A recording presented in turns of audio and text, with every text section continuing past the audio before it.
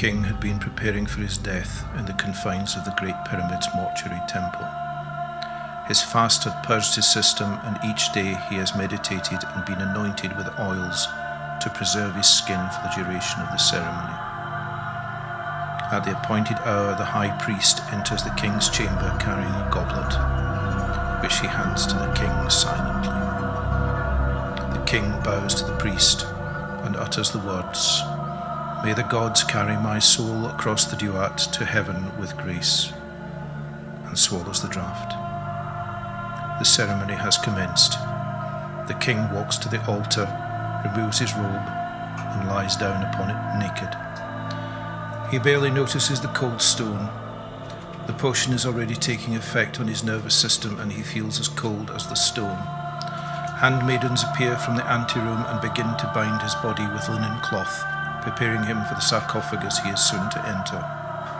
He is bound from head to toe, leaving only his face uncovered. His eyes are still open and he can see, but he can no longer sense his body or speak. His body is lifted onto the processional bier and wrapped in a golden silk cloth, the final reminder of the status he once held.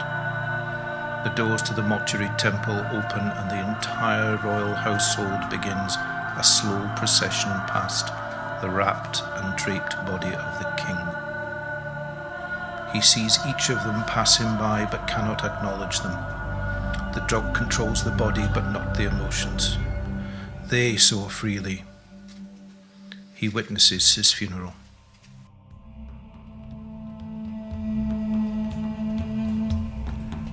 As the Queen makes her last prayer for the safety of her husband on his journey, it begins. The chant begins outside and grows louder as the 42 priests enter the chamber and pick up the bier. The procession leaves the mortuary temple and moves around the Great Pyramid in a clockwise direction from the eastern side, around the southern and western sides to the entrance on the northern side.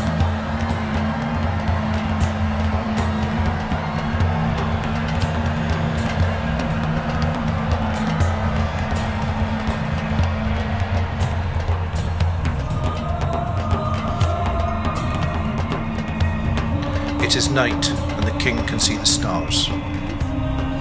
Once more, fear creeps into his heart as he wonders if this will be the last time he will ever see them.